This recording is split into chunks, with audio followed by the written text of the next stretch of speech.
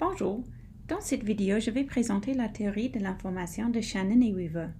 Une vision de la communication en tant que transmission est très répandue, donc c'est important de la comprendre, de l'utiliser et aussi de la critiquer.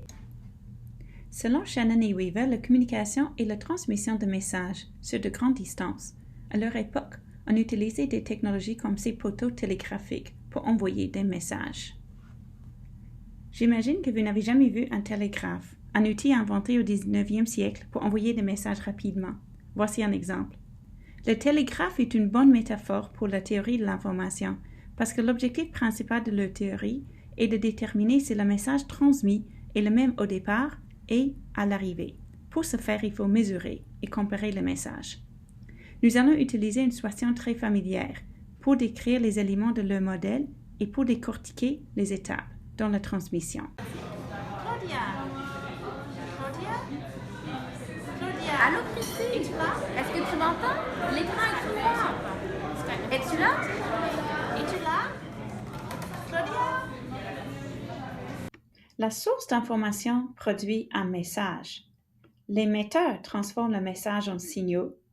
Le canal est le moyen utilisé pour transporter les signaux.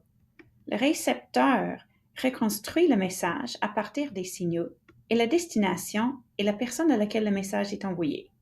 Pendant ce processus, la transmission du message peut être perturbée par du bruit.